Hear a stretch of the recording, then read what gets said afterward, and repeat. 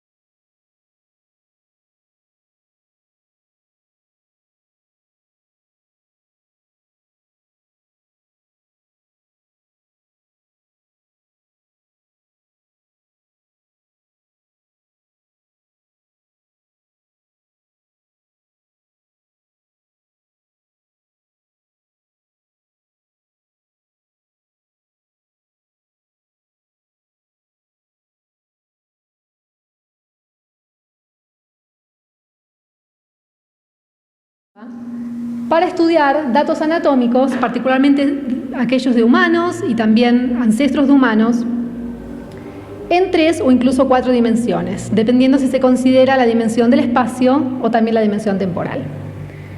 En pocas palabras, es el análisis en 3 dimensiones de objetos que tienen un interés de tipo antropológico dentro de un ambiente, un entorno computacional.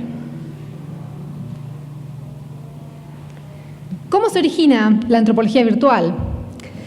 Bueno, en la década del 90, gracias a los avances de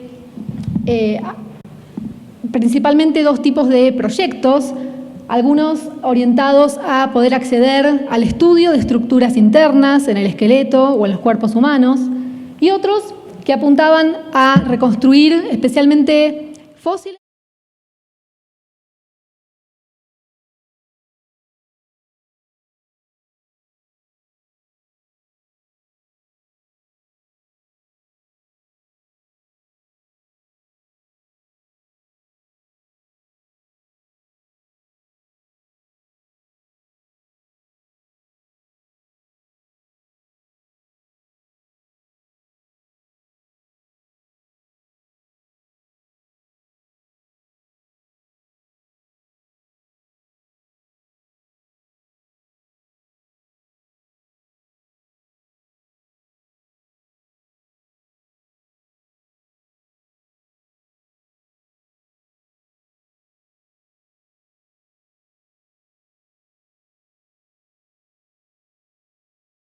Antigüedad bastante profunda, de 5.000 años, y entonces surge el interés de realizarle una gran batería de estudios, de los cuales se incluyeron las tomografías computadas.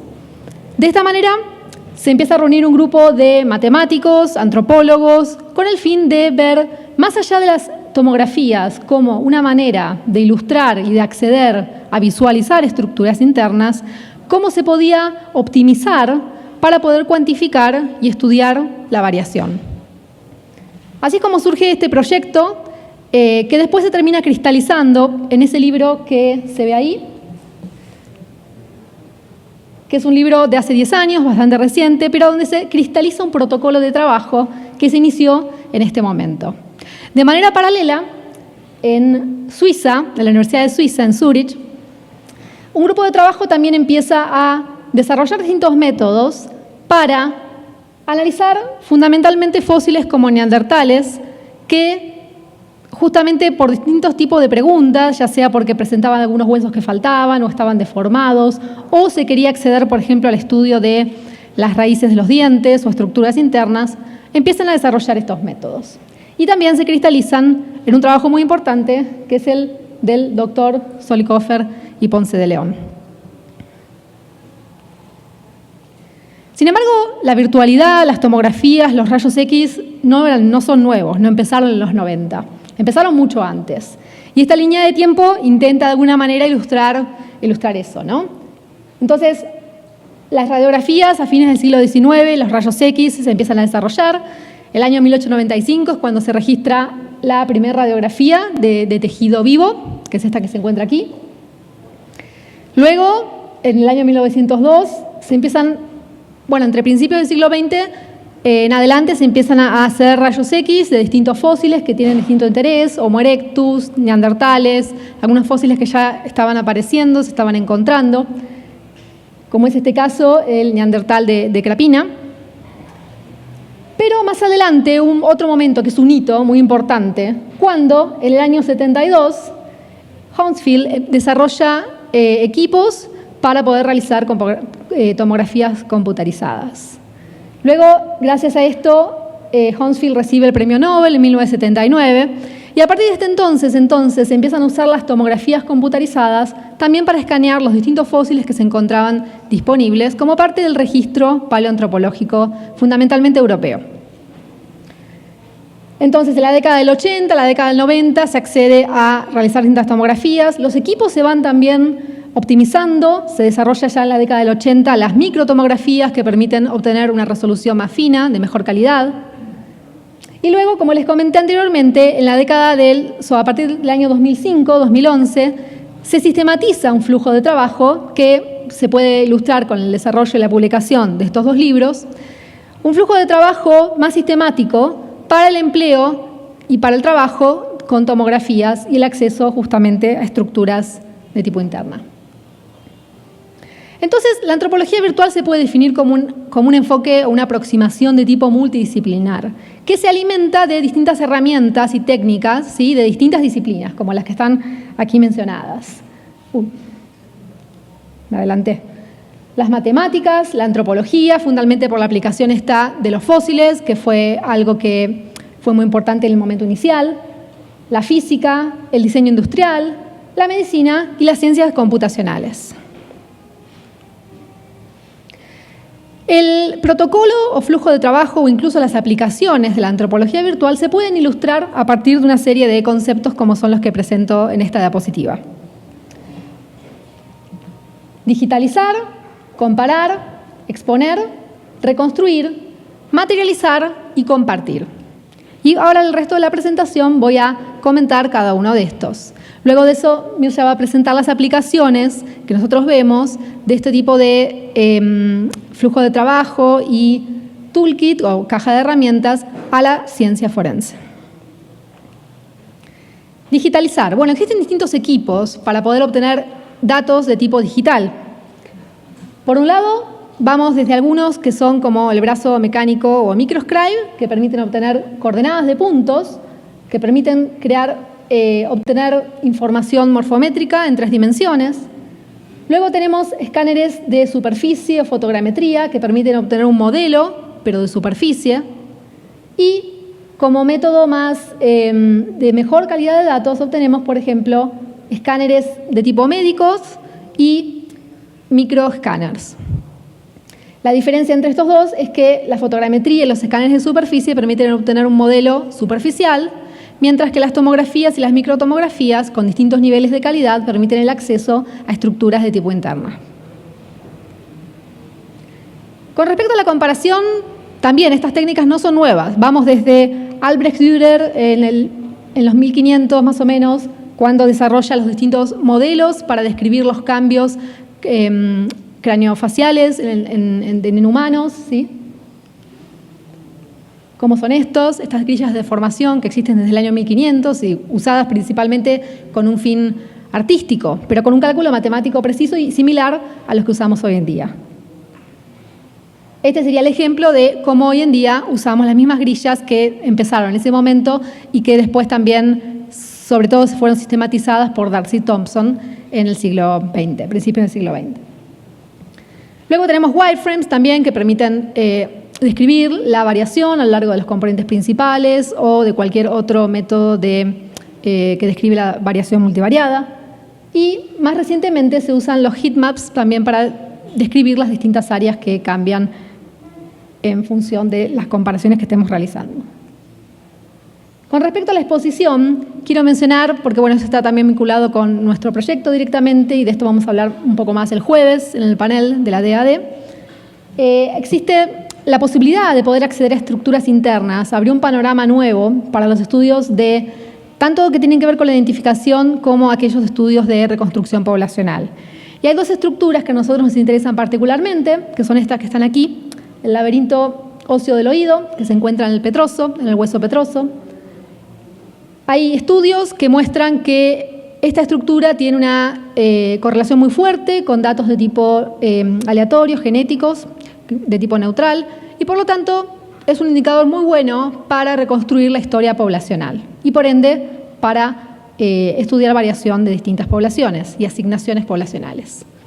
Por otro lado, y de manera contraria en realidad, los senos frontales presentan una variabilidad inmensa y una unicidad que permiten justamente lograr, como ya se mencionó incluso esta mañana y por lo que escuché también ayer, sirven y son muy útiles para la identificación humana. Acá hay solo un ejemplo de cómo se pueden ver. Algunos pueden ver que son una estructura sola, otros están divididos en dos y tienen una gran variación a nivel de individual, ya no poblacional. Con respecto a la reconstrucción, cuando se encuentran, este es un ejemplo de un cráneo fragmentado, que en este caso ven fragmentos de 20 distintos, bueno, algunos son huesos, otros son estructuras, que se pueden combinar para poder reconstruir cómo habría sido el cráneo en momentos cuando el individuo estuvo con vida. No solo eso, sino que también este tipo de técnicas permiten, como se puede ver en la última imagen, cuando el cráneo, acá pueden ver, por ejemplo, que los parietales están un poco levantados, el cráneo incluso se encuentra achatado de manera, aplanado de manera lateral, de lado a lado. Presenta una serie de modificaciones que se describieron como habiendo ocurrido de manera post-mortem, ¿sí? Las cuales se pueden también modelar para poder estudiar y reconstruir el cráneo, cómo habría sido cuando el individuo estuvo en vida. Para eso se aplican una serie de algoritmos, en los cuales, bueno, no voy a entrar en detalle, pero este sería el modelo final. Con respecto a la materialización, también desde muy tempranamente, a partir de que se empiezan a usar de manera muy extendida las tomografías, se desarrollan las impresoras 3D, que hoy en día pueden saber que están a un precio mucho más bajo de lo que eran al principio en el mercado. Y la posibilidad de poder imprimir tiene un rango bastante amplio de aplicaciones. Por un lado, poder acceder a estudiar el objeto, a pesar de que si el objeto no se encuentra más, o, por ejemplo, si se realizó una reconstrucción y uno quiere hacer un estudio del objeto de manera tangible, que es mucho más útil tal vez. O, por ejemplo, se pueden hacer estudios también de experimentación, como muestra la figura de aquí arriba con experimentación con fracturas. Y bueno, seguramente no tengo que decir mucho acerca de lo que significa poder compartir, ¿no? Datos. Eso lo sabemos todos, las ventajas que tiene hoy en día, sobre todo la cantidad de repositorios que están apareciendo para compartir bases de datos, modelos, en distintos formatos. Estos solo son algunos ejemplos que les voy a mostrar, como este de Nespos, que es para, en realidad particularmente para neandertales. Morphosource, que es una página que permite también hacer un repositorio de datos o de imágenes, bueno, de distintos tipos, antes de una publicación. Digital Morphology, y en este caso, la base de datos de Nuevo México, que permite acceder a 15.000 tomografías, o sea, de 15.000 individuos que murieron durante la década del 2009 al, bueno, no recuerdo ahora, son 2009 creo al 2019, durante más o menos 10 años, cerca de 10 años. Todo esto tiene una ventaja inmensa. Primero, a fines de comparación, permite luego hacer comparaciones que seguramente nos permiten, en el caso de lo forense, y Mirja seguramente va a hablar más de eso, tener una contraparte que nos permite comparar, no solamente a nivel de, no solamente como datos ante-mortem, pero también a nivel de comparaciones poblacionales. Bueno, para más o menos cerrar mi parte, quiero destacar algunas de las ventajas entonces de la antropología virtual. Las ventajas hay muchas y las podemos charlar incluso también con las preguntas, pero dentro de las ventajas para poder considerar este tipo de técnica quiero mencionar la posibilidad, digamos, de poder estudiar estructuras internas sin que sea de manera destructiva, la accesibilidad a todo tipo de estructuras, la disponibilidad permanente de estos objetos virtuales que se pueden subir, compartir y también la posibilidad de reproducir los estudios, yo hago estudios, otro día los puede hacer otros, que esos estudios tengan una reproducibilidad, que es una de las características más importantes de la ciencia. La posibilidad de obtener información para análisis más avanzados, por ejemplo, de tipo morfométrico, y la posibilidad de almacenarlos y compartirlos de manera muy sencilla. Bueno, esto es todo por mi parte. Ahora, bueno, esto sabes cómo es, ¿no?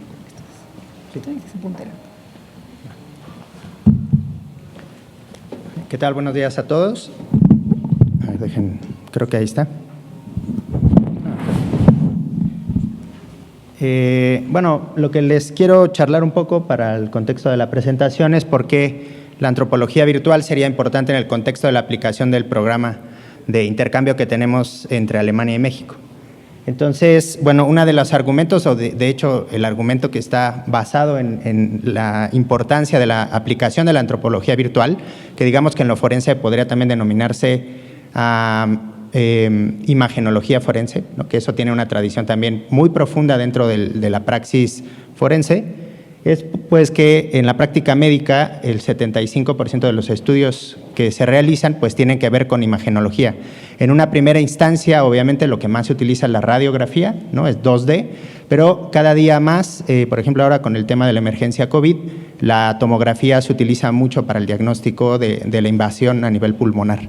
Entonces, acá les pongo los datos de la cantidad de estudios que hace el Hospital General de México, uno de los hospitales más grandes públicos, para un año. Este fue 2018. Entonces, vean la cantidad de estudios simples: radiología, tomografía y resonancia magnética, 74,000 estudios. Obviamente, digamos que esta cita es para instituciones europeas. Obviamente, en México el gradiente de estatus socioeconómico impacta muchísimo. O sea, es un país con 50% de pobreza, ¿no? 18% en extrema pobreza. Entonces, obviamente, el acceso a servicios médicos pues es diferenciado. Sin embargo, digamos que la oportunidad para tener muestras de población mexicana está ahí tangente, y estas muestras se están haciendo día a día, ¿no? Es decir, hoy están tomando radiografías, están tomando tomografías, y nosotros accedemos o queremos acceder a esas bases de datos de manera retrospectiva, ¿sí? Tratando de sacar datos para poder nosotros fundamentar las comparaciones que venimos realizando en diferentes estructuras del cuerpo, ¿vale? Obviamente, también dentro de la práctica médica hay un gradiente de frecuencia, como yo les demostré en la tabla, sobre los tipos de estudios que se están haciendo. Obviamente, y más aquí en el país, lo que más se utiliza pues es la radiología, ¿sí? El medio 2D. Y ahí nosotros ya hemos desarrollado métodos, hemos aplicado ya técnicas para comprobar que algunas estructuras craneofaciales sirven para hacer identificación humana. Y también hay una gran evidencia en muchas publicaciones sobre su utilidad, ¿no? Sobre todo los senos frontales, que son una de las estructuras más tradicionales con esta señal de individualización o de unicidad. Y lo que vemos acá nada más en la gráfica para mostrarles es un poco esta tendencia a la disminución en el tipo de estudio, al menos en el contexto de México. Obviamente, por ejemplo, la UNAM tiene un tomógrafo que es un PET, y nosotros tratamos también de buscar esas bases de datos para poder acceder a ellas de manera retrospectiva, con estudios retrospectivos, ¿no? Y estamos trabajando en ello para poder acceder a todas estas fuentes de datos para conformar una base de datos grande que sirva en la parte de identificación humana. Bueno, hay muchos estudios que detallan inclusive, digamos, cuál sería la estructura más frecuente dentro del tipo de estudio imagenológico que se puede hacer. Acá lo que vemos es que CTs, obviamente, del tronco corporal y de la cabeza serían las más comunes, y no es fortuito que nosotros nos centremos justamente en esas estructuras. Digamos que nuestra tendencia de práctica forense está basada en evidencia. Por lo tanto, nosotros tomamos algunas referencias del campo médico y del campo forense para saber, digamos, cuál sería el fenotipo más común y poder aplicar ahí alguna técnica de identificación. Bueno, la parte del proceso de identificación, dependiendo, digamos, del contexto en el cual se esté aplicando, desde personas vivas, ¿no?, hasta en algún estado de descomposición o restos áridos, ¿no?, ya sin tejido. Básicamente lo que se compara es un registro previo, ¿sí?, con un registro que yo puedo hacer en el caso de personas vivas, por ejemplo, identificación facial. Y en el caso de las personas que desgraciadamente han fallecido, pues bueno, se hace la comparación antemortem, postmortem, que digamos es lo que más se conoce en la literatura. Lo que quiero decir es que también en el caso de personas vivas, la identificación humana, por ejemplo, en el caso de identificación facial, es persistente, digamos, en las publicaciones, y de ahí también tomamos algunos de los elementos para poder nosotros desarrollar la parte metodológica de la comparación en identificación humana. Entonces, lo que nosotros hacemos es básicamente comparar estos datos y, de acuerdo a su patrón de similitud, disimilitud, dar una probabilidad de identificación, ¿sale? Entonces, aquí les pongo un poquito el modelo que utilizamos. Aquí el camino es el 3D, ponemos unos puntos, unos landmarks, ¿no?, en las estructuras, y vamos a dos tipos de modelos estadísticos. Uno, que es el más utilizado, es el análisis de componentes principales, que está aquí arriba, que es un morfoespacio, en donde podemos ver cómo las relaciones de similitud entre estos individuos, ¿no? Es decir, qué tanto me parezco a una persona que pudiera estar, por ejemplo, aquí en la sala, ¿no? Y ese patrón de similitud, digamos aquí, si nosotros eligiéramos un fenotipo que sirve para identificar, pues deberíamos de tener una distancia diferente entre cada uno de nosotros y también un arreglo particular dentro de este morfoespacio, es decir, cada uno debería de guardar cierto espacio. Sin embargo, como ustedes pueden observar, algunos individuos se parecen entre ellos, ¿vale? Para eso, nosotros hacemos algunas otras técnicas de estadística, como un análisis de conglomerados o de clúster, ¿no? Y ahí nosotros derivamos ya una aplicación ya de la técnica tradicional de identificación, asociando una categoría de identificación, ¿sí? Puede ser categoría correcta, es decir, cuando yo tengo la identificación de un individuo con su par, ¿no? Incorrecta cuando estos individuos se separan en ese morfoespacio, o sea, que están muy lejos, ¿no? La probabilidad de que eso sea el mismo individuo es imposible. Y mimetismo es un concepto que nosotros estamos metiendo mucho a la discusión, y es la relación que existe en el fenotipo que no tiene un contexto de relación de parentesco cercano, ¿no? Es decir, yo puedo tener un gemelo facial, ¿no? Si ustedes cargan en el Google su foto facial, les va a decir a quién se parecen, ¿no? Eso es lo mismo, ¿no? Y en las estructuras biológicas, pues hay esta diferenciación. Y eso mismo pasa también en la genética. Por ejemplo, con los haplotipos, nosotros tenemos que ver qué tan frecuente es o no determinado haplotipo en una población determinada. Y en caracteres morfológicos es exactamente lo mismo. Entonces, bueno, tenemos este espacio en donde estamos viendo la relación entre individuos. Fíjense que algunos se parecen muchísimo. Esto puede ser mimetismo o puede ser una identificación positiva. Entonces, yo lo que hago es medir la distancia entre cada par de individuos, entre todos sus pares, y hago una matriz de distancias. Esa matriz de distancias, veo la frecuencia de los conteos que tengo de distancias, y como pueden ver, muchos tienen una distancia muy parecida, ¿no? Este elemento hizo que algunos grupos de investigación dijeran que algunos caracteres pues no servían para hacer identificación humana, porque como correspondían muchas de las distancias, pues era imposible asociar una identificación positiva.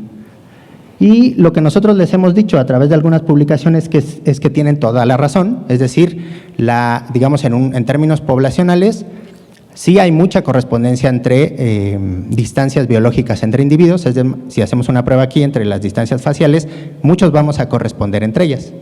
Pero lo que a nosotros nos importa no solamente es la distancia que hay entre esta bola de puntos que hay aquí, ¿no? Esta gran masa de puntos que hay en el centro, que es esta distribución. Si lo que a nosotros nos interesa es la topología que tienen esos arreglos en el morfoespacio, es decir, pueden corresponder en distancia, pero sus coordenadas de ubicación en el morfoespacio no son las mismas. Por lo tanto, nosotros podemos diferenciar a través de otra técnica estadística a los individuos, y para eso metemos al clúster. Con el clúster nosotros tenemos otra forma para solventar la coincidencia entre distancias, ¿sí? Esto lo hacemos por una distancia, la que ven aquí, la barra de aquí es la distancia fenotípica, y acá lo que estamos viendo es cada uno de los individuos que estamos nosotros analizando. Este es obviamente un segmento del clúster, es muy grande, y lo que vemos aquí es la probabilidad de que este resultado sea plausible comparado con una base de datos, ¿no? Porque esta técnica necesita sí o sí compararse con una base de datos, ¿sí? El resultado de identificación, y sobre todo en México se hace mucho, no puede ser uno a uno, no puede ser uno a uno. Se tiene que comparar con bases de datos. Por eso la importancia de acceder a fuentes de datos como los hospitales en general, o generar nosotros también nuestras propias bases de datos. Y ya con esto nosotros asociamos, en el caso que nosotros tengamos, si cae en alguna de estas categorías, ¿no? Por ejemplo, aquí tendríamos un individuo que tendría poca distancia fenotípica y un porcentaje de clasificación alto, el 100%, ¿no? Entonces yo doy una clasificación correcta, ¿sí? ¿Cuál es el punto de corte? 80% de permutación y que tenga una distancia por debajo de la media poblacional, ¿vale? O la distancia más corta. Y bueno, el método es muy sensible, lo hemos probado con arcadas dentales anteriores y con fotografías faciales, y parece resultar en buenas cosas, ¿no? Ahí estamos dando esa evidencia.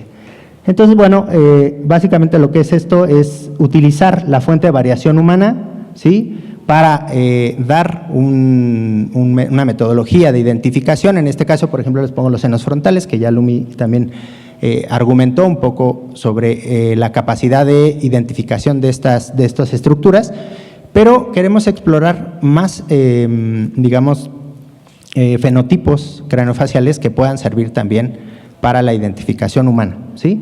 Un punto importante es generar la parte de control de calidad de datos, y eso es en lo que ahora estamos trabajando, en la parte de estandarizar un protocolo, adecuarlo, digamos, a los diferentes niveles que pueda haber respecto de los tomógrafos que pueda haber disponibles, algunos de mayor resolución, menos resolución, y bueno, de ahí derivar el protocolo más óptimo para trabajo, ¿no? Esa parte de ciencia básica es muy importante en el proyecto. Y bueno, todo esto está basado en un modelo, sí, que nos lo jalamos de la medicina para generar obviamente ciencia forense basada en evidencia, ¿no? También es importante esta parte de incluir las tendencias de identificación respecto a lo que en imagenología forense se está haciendo a nivel internacional, y meternos a ese debate sobre justamente cuáles son las mejores opciones que tenemos en el cráneo o en otras estructuras, ¿sí? Porque digamos en postcraneal no hemos hecho nada todavía en la parte posterior de lo que sea el cráneo, y ahí hay tema para debate para muchos proyectos, ¿no? Nosotros nos centramos en el cráneo, en la cabeza, pero quizás haya otras fuentes de variabilidad para la unicidad en otras estructuras que también, digamos, pudieran ser de relevancia para el caso también del contexto de México, ¿no?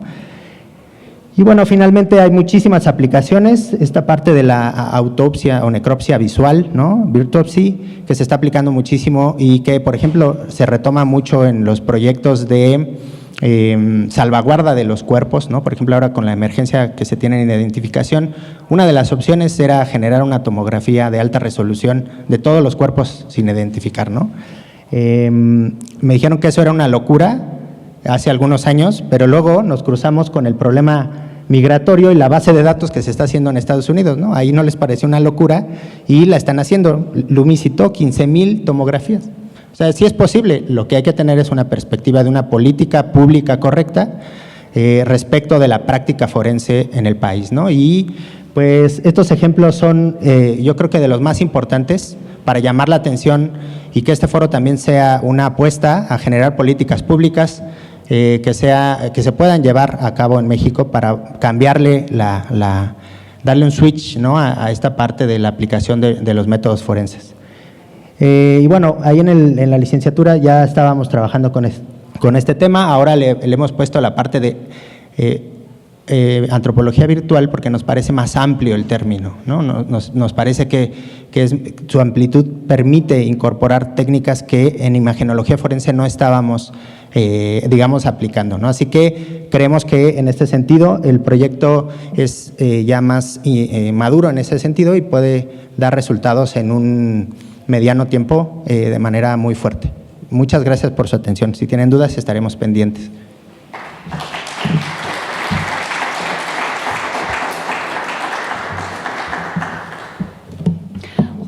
Muchísimas gracias a la doctora Lumila Menéndez y al doctor Mircea Quinto. Vamos a abrir la pregunta con la sesión de preguntas con Martín y después venimos para acá. Vamos a comenzar atrás con Martín, que levantó la mano primero, y luego venimos aquí con Jairo, si les parece bien.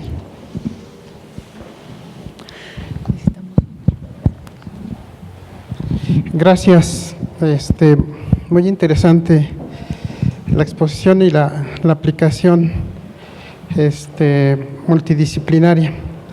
La pregunta, o más bien dos muy concretas, hablando del tema real de la desaparición en México y que muchas de las personas que desaparecen en el país pues son personas que vienen de tránsito por el país, principalmente de los países de Centroamérica.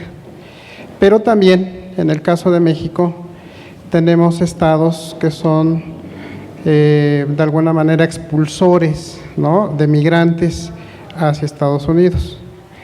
Aquí la pregunta sería, ¿qué tan diferentes son los fenotipos entre los estados cercanos a los países de Centroamérica para ver si esto puede ser, digamos, un elemento importante para la identificación? Y por otro lado, que a lo mejor nos pudieran comentar algunos ejemplos prácticos, ¿no? O sea, de cómo es la generalidad de un fenotipo, por ejemplo, del sur a una del norte de México. Únicamente para poder, digamos, dentro de criterios incluso de búsqueda de personas que a veces localizamos de diferentes restos, ¿sí?, pudiéramos incluso de alguna manera saber o tener la esperanza de que pueda ser de alguna de estas regiones. Gracias. Gracias por la pregunta, muy interesante. Digamos que en respecto de la variabilidad interna que hay en México, al menos lo que hemos probado en grandes bases de datos faciales, es que, digamos, el gradiente de ancestría que hay del norte al sur, o sea, teniendo un componente mayoritariamente europeo hacia el norte y de un componente mayoritariamente indígena hacia el sur, la respuesta que vemos, por ejemplo, a nivel facial no es muy positiva, ¿no? Es decir, no habría tantas diferencias como para poder dar un porcentaje de clasificación por arriba del 80%, ¿no?, que es nuestro rango. Sin embargo, en términos de búsqueda, sí puede ser, digamos, se puede dar el criterio, ¿no? Digamos que en comparación facial se puede dar un criterio de probabilidad de pertenencia a norte, centro o sur. Hoy en día ya lo podemos hacer, ¿no? Eso yo creo que es importante en los términos de búsqueda, de dar inclusive, pues esta foto que tienes aquí tiene el 60% de probabilidad de pertenecer a esta macrorregión en México, ¿no? Me parece relevante. Sin embargo, queremos enfatizar que no estamos diciendo que haya un fenotipo específico para cada una de estas regiones, porque eso llama mucho a esta visión tipologista, ¿no?, de la ciencia antropológica, sino solamente queremos decir que, en términos generales, el modelo matemático hace una predicción, pues digamos, superflua de lo que sería esta clasificación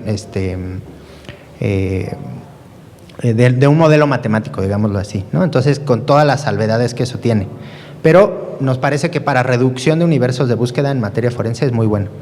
Luego, eso, digamos, es en el aspecto facial. Luego, en el aspecto de los senos frontales, lo que hemos visto es que se permite la individualización, es decir, a pesar de que hay distancias cercanas entre individuos, tú puedes diferenciar, ¿no? Entonces son dos sistemas como diferentes. Uno es la inferencia de ancestría biogeográfica, es decir, la región de donde viene una persona, y otra es el patrón de unicidad de una persona. Entonces, por ejemplo, Lumi nos decía la parte del laberinto óseo del oído, ¿no? Y ese parece que tiene una señal poblacional, es decir, sirve para ancestría, ¿no? Ahora, respecto del cráneo, por ejemplo, nosotros ahí vamos a aplicar el proyecto en Oaxaca y hay ahora 35 cráneos de personas no identificadas, ¿no? Entonces, ¿qué podemos hacer con ellos? Bueno, lo podemos pasar por los programas que hay estándares de cálculo de ancestría, pero no tienen poblaciones mexicanas, ¿no? Entonces, nosotros hemos probado con varias colecciones mexicanas esos programas y más o menos nada más el 2% tiene clasificación como mesoamericano. ¿Por qué? Porque son poblaciones arqueológicas. Entonces, digamos, para el ámbito forense, hoy en día no hay una base de datos que nos permita identificar a las personas de esa manera, ¿no? O sea, con la parte de ancestría.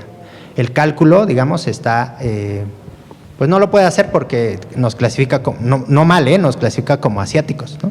Porque claro, es nuestro parental más cercano, o sea, no está mal el programa, sino que no tenemos muestras de referencia para el contexto mexicano. O por ejemplo, también luego nos relaciona, si hay una muestra de Colombia, nos relaciona con los colombianos. Si hay una muestra guatemalteca, podemos salir cercanos, ¿no? Pero en la mayoría se clasifican de manera errónea, ¿no? Por eso insistimos en la parte, digamos, de construir estos proyectos, los cuales nos permitan tener bases de datos. En la UNAM parece que no hacemos nada, pero estamos construyendo bases de datos, ¿no? sobre esto, para que cualquier perito en México hoy en día, por ejemplo, pueda comparar a nivel facial, ya lo puede hacer con la base de datos que está libre en el laboratorio o con una base de datos craneofacial, ¿no?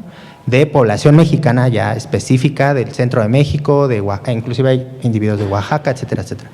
Entonces, pues esa es la reflexión que dejaría. Nada más no caer en esta parte de que haya un fenotipo específico de alguna región del país, sino una probabilidad de pertenencia a un grupo, ¿no? Lo dejaría así. Jairo. Muchas gracias, buenos días. Soy Jairo Vivas, soy médico del Mecanismo Extraordinario de Identificación Forense. Me gustó mucho la exposición, los felicito porque ahí es donde se demuestra que en la búsqueda de personas desaparecidas y en la identificación hay cabida para muchas áreas del conocimiento que no se habían contemplado hasta hace poco, ¿cierto? Y eso es lo que realmente lo hace multidisciplinario. Lo que ustedes hablan es cierto, lo del seno paranasal es buenísimo porque tiene unas características únicas que en algunos grupos, digamos, cuando se trabaja el tema de identificación, uno le puede dar el mismo nivel que se le da a la genética, a la odontología, ¿sí?, a las huellas dactilares. El problema que tenemos en nuestras poblaciones, o sea, me refiero en América, Latinoamérica, es acceder a datos antemortem, digámoslo así, o de la persona por desaparecida. Muy bueno que en México se pudiera tener esa conexión con los hospitales como ustedes lo están planteando, porque es una de las formas de hacerlo. Yo quería preguntarle, usted habló de sensibilidad, que había en medio de la sensibilidad en el estudio, ¿cierto? ¿Pudieron medir algo de especificidad? O sea, ¿qué tan específico es en algunos casos? Y lo otro que quería preguntar es si lo han podido probar en algún caso, o sea, real, o sea, que tengan ya algún caso que se haya logrado identificar, ¿sí?, aplicándolo este método, ¿no? O sea, saliéndose un poquito de los estudios que nos mostraron. Gracias. Bueno, muchas gracias por la acotación. Es cierto que la parte de variabilidad en poblaciones latinoamericanas sí tiene ese rango, ¿no? Así dual entre la parte de intentar diferenciar entre regiones muy cercanas, como comentaban acá, ¿no? Por ejemplo, entre Centroamérica y México, que parece que no hay diferencias. La exploración de eso creo que es uno de los elementos prioritarios. Respecto de la parte de sensibilidad y especificidad, sí lo hemos medido. De hecho, lo que hemos visto es que, digamos, en el rango de mayor performance de nuestro método, llegaría a ser un porcentaje de clasificación correcto del 85%, ¿no? Esto todo tiene que ver con permutaciones computacionales, ¿no? O sea, hacemos muchas pruebas en diferentes escenarios y logramos medir qué tan resistente es este método a esas variantes, ¿no? Por ejemplo, agregar fuente de variabilidad diferencial a edad, sexo, agregar escenarios de ancestría conocida, ¿no?, etcétera, etcétera. Y en esas interacciones que hemos hecho, hemos visto que llega a 85%. Entonces nos parece que es muy bueno para este método, ¿no?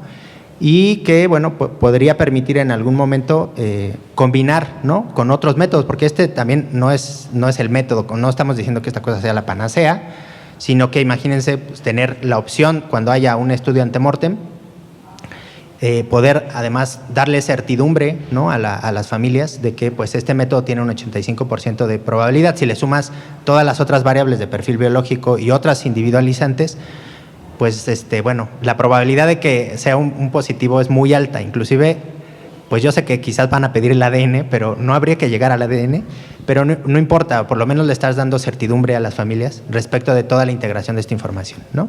Y como lo comenté en la ponencia, sí, en México, desgraciadamente, como es una cuestión de toda Latinoamérica, el acceso a servicios médicos es muy malo. Entonces, obviamente, creo que ese es el mayor desafío, digamos, de la parte de nuestro proyecto, y es en donde, digamos, siempre nos dicen, no, oigan, pero no todos tienen radiografía, sí. Pero bueno, digamos que es una opción más para poder aplicarla, ¿no?, en la parte de identificación. Y creo yo que, bueno, las bases de datos pueden ayudarnos a tener esa parte, digamos, de control de datos, ¿no? También muchos familiares no pueden ni siquiera acceder ir a los hospitales y que les den el expediente de su familiar, ¿no? Es un rollo burocrático de grandes dimensiones. Entonces sí es importante también esa limitante, ¿no?, del acceso también a esta información.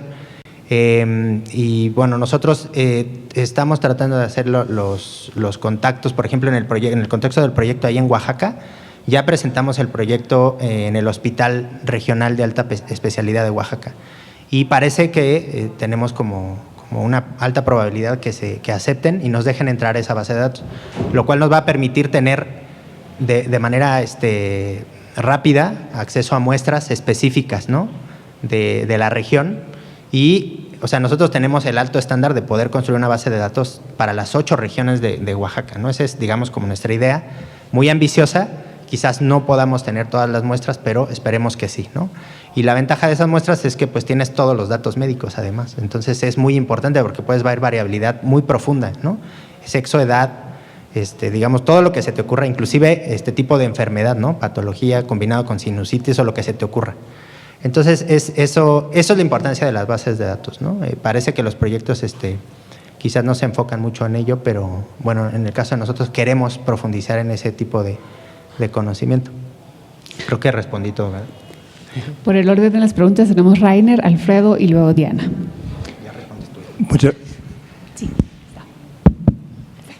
Muchas gracias. Para las dos presentaciones muy interesantes.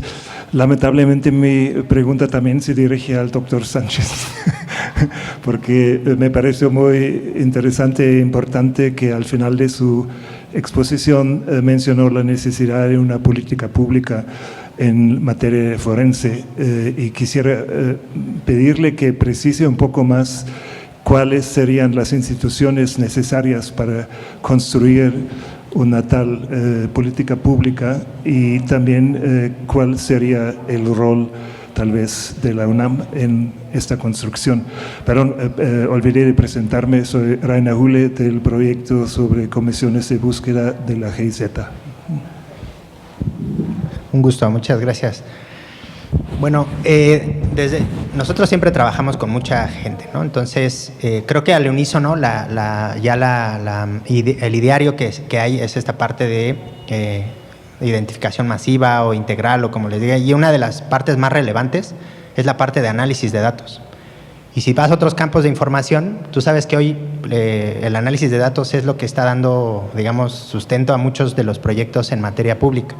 Es decir, existe esta parte que se llama política pública basada en evidencia. Es decir, no voy como los gobiernos que hacían aquí en México que, bueno, ustedes vieron en las noticias sobre los Pandora Papers, ¿no? La gran cantidad de corrupción que hay en México estaba enfocado en optimizar sus ganancias, ¿no?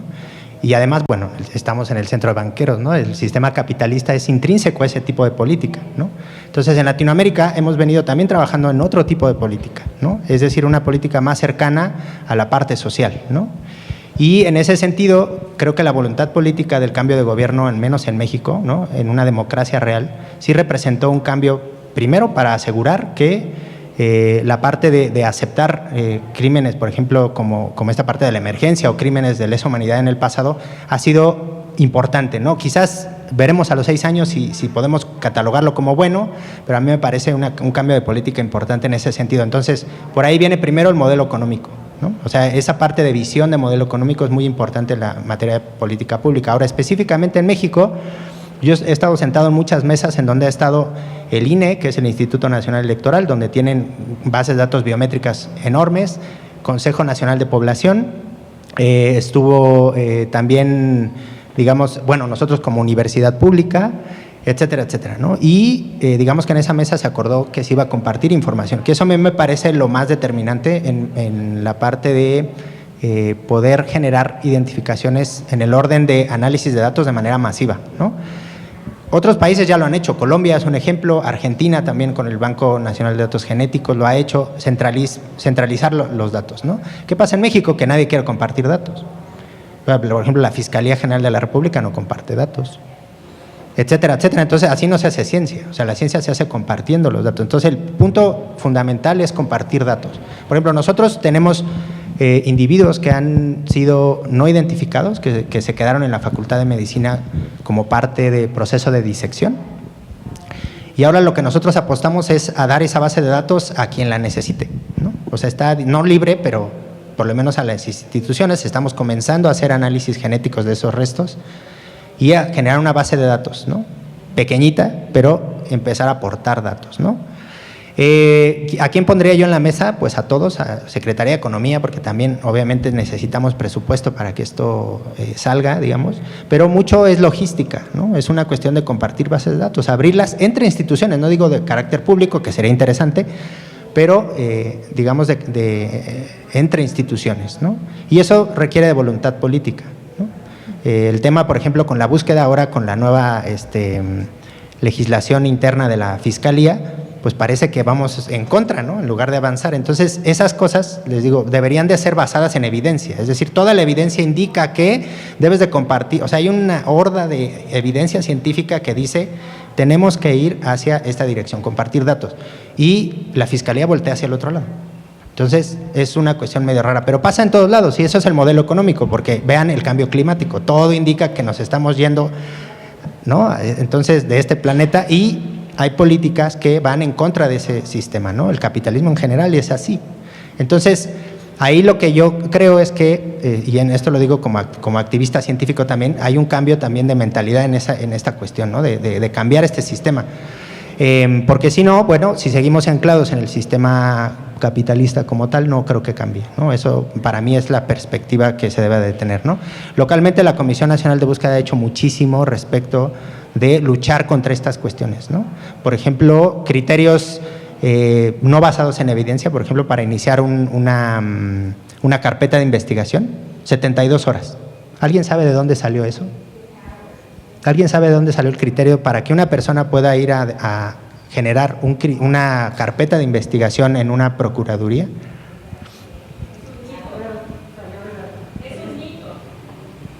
Bueno, acá dicen que es un mito y acá salió de... Salió del interés de disminuir datos de desaparición.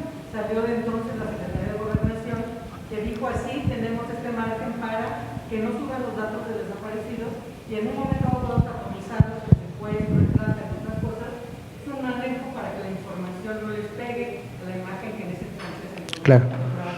Es cierto, es una forma de derivar, pero fue un criterio copiado de informes de Inglaterra y de Australia. Y lo que se ve con los datos de desaparición en México es que o sea, basado en evidencia, analizando los datos de reportes de la Fiscalía, es que ese criterio para México no aplica, ¿no? O sea, el criterio debería ser 24 horas. ¿Por qué? Por el contexto social que se vive en México, las partes de violencia, etcétera, etcétera. Afortunadamente en Inglaterra, más del 85% de las personas que se pierde regresa a su casa en menos de 24 horas. Entonces, maravilloso, es un criterio súper bueno, porque ahí sí está bien aplicar una política pública en la cual dilatas 48 horas, 72 horas o más todavía esta parte, ¿no? Solamente el 1% de la gente que se ha perdido en Inglaterra o en Australia, solamente el 1% permanece perdida después de las 72 horas. Y por eso generaron ese criterio. Y es lógico, pero en México copiar políticas no sirve, se necesita generar datos locales, ¿no? Y ahí es la insistencia de generar este tipo de análisis, ¿vale? Basado políticas científicas, ¿no? Basadas en evidencia, pues, para la política pública. Por los tiempos vamos a dar la palabra a Alfredo y luego a Diana, por favor. Alfredo Hidalgo, del Instituto Nacional de Medicina Genómica. Me llama la atención que dices que no lleguemos al DNA, pero sin embargo yo creo que la aportación del análisis genético, sobre todo por ejemplo para marcadores asociados a ancestría a nivel genético, pues podría mejorar también la clasificación en este sentido, incluso a nivel de regionalidad. Adicionalmente, pues se han descubierto algunos otros marcadores genéticos asociados a la estructura craneofacial. ¿Cómo creen ustedes que la adición de esos marcadores genéticos mejoraría el modelo que ustedes están haciendo morfométrico? Bueno, nosotros... Cris, está Sí, está prendido. ¿Me escuchan? En realidad pensamos que pueden complementar los datos genéticos a los datos... Ah, bueno, gracias. Ah, ok, perfecto. bien pegadito. Bien, no me quería acercar.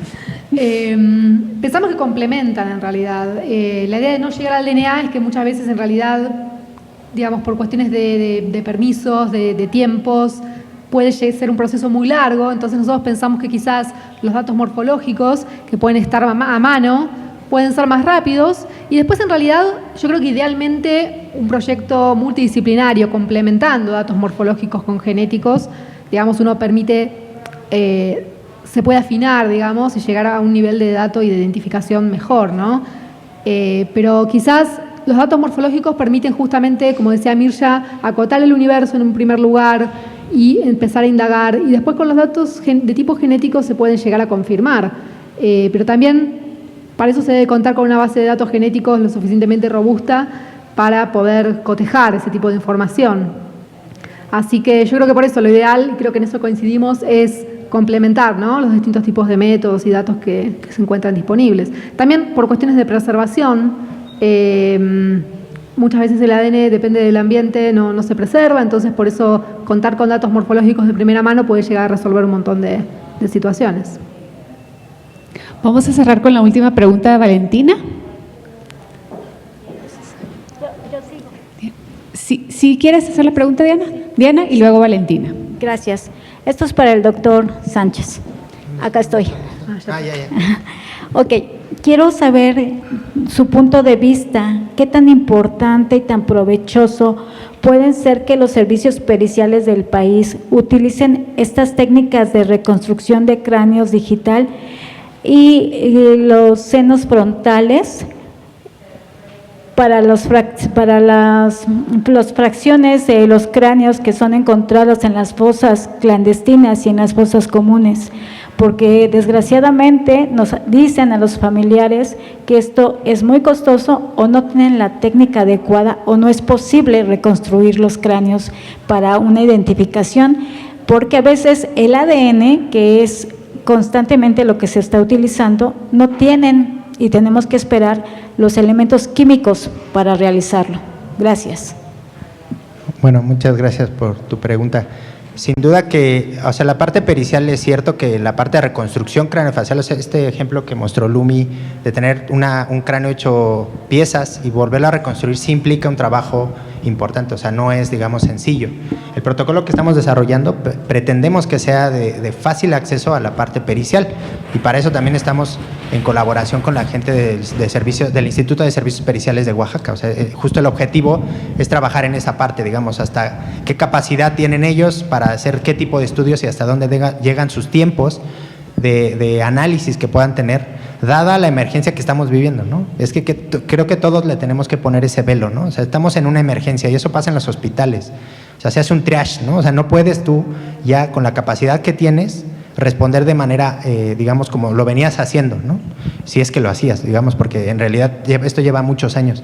Entonces, tenemos que hacer la optimización. Entonces, sí se requiere un tiempo importante, eso es cierto, a nivel pericial, digamos, la reconstrucción, toda la reconstrucción implica tiempo, ¿no? Hay ahora programas, que justamente tuvimos una cita con unos chicos que están desarrollando un programa importante para hacer automático esto, y nos parece también relevante ver esas opciones para nuestro proyecto. O sea, es decir, cómo podemos ver ya otras tecnologías que otros equipos ya desarrollaron y aplicarlas. Ese es uno. Las fiscalías pueden, obviamente, comprar este tipo de software y además desarrollar aplicaciones, digamos, caseras, ¿no? O sea, nosotros hacer esta parte que lo hacemos en la UNAM siempre, y que sean sencillas y de acceso generalizado, ¿no? Ese sería como el objetivo. Y bueno, es de suma relevancia porque por ejemplo, cuando son cráneos fragmentados, Por ejemplo, los senos frontales puedes tener inclusive nada más una parte derecha o izquierda y te podría servir inclusive para identificar, ¿no? Entonces, creo que ahí es la relevancia que pueda tener esto, ¿no? Y esperemos que sí, digamos, en la aplicación de los métodos que tenemos ahora con el proyecto, podamos en un año o 2 años poder decir que sí, justamente se puede ya aplicar esto de manera generalizada. Bien. Soy Valentina Peralta Puga, coordino una red nacional de búsqueda desde hace 11 años. Soy integrante del Consejo Nacional Ciudadano de Búsqueda y del Consejo Ciudadano de la Ciudad de México y del Estado de México. Esta información de los senos frontales para nosotros es una novedad, nunca lo habíamos escuchado en este tiempo. Y tenemos algunas dudas en preguntar si hay algún tipo de coincidencias o se comparte información en esta estructura entre la familia o es absolutamente individual. Podemos encontrar elementos de coincidencia, digamos, entre hermanos, entre padres, hijos, un poco como los demás elementos genéticos y esto, o qué tipo de radiografía o de imagen deberíamos tener antes de que la persona desapareciera, entendiendo que pudiera ser inclusive un recurso de prevención para que las personas que pudiéramos tener un alto riesgo de desaparecer por 1000 razones, pudiéramos tener esto en nuestro archivo de prevención. Una foto, una imagen tomada de qué manera. Esa es una pregunta. La otra es que ustedes refieren que le ponen mucho interés o especial interés a la cabeza y cráneo, más desde una óptica técnica científica de identificación, que es lo que nos trae el día de hoy aquí. Sin embargo, me parece porque me consta que esa utilidad trasciende la técnica de buscar un positivo, porque se coloca también en el espacio psicoemocional. Nosotros en algunas identificaciones que se han dado con ADN y todo esto, para las familias recibir restos óseos o recibir una lista que dice este es el ADN y esto que le estamos entregando es su hijo, dista mucho de su salud psicoemocional. Entonces, cuando a veces hemos solicitado y se nos ha otorgado un estudio de superposición antropomórfica del rostro, donde se pone la fotografía en vida de la persona desaparecida y se coloca de una manera digital el cráneo que se encontró, la familia tiene desde su percepción sensorial y psicoemocional el decir si es mi hijo, o si es mi hija, o si es mi padre. Entonces, nada más colocarlo ahí como que además de este recurso de buscar un positivo, se convierte en un recurso de la salud y la reconstrucción de la vida y de todo lo que viene después de que se llegue a encontrar, cuando se llegue a encontrar a la persona, sobre todo cuando es en un estado ya de restos óseos, sí se convierte en un elemento potente para que las personas puedan encontrar la paz. Nada más colocarlo en estas 2 dimensiones. Gracias.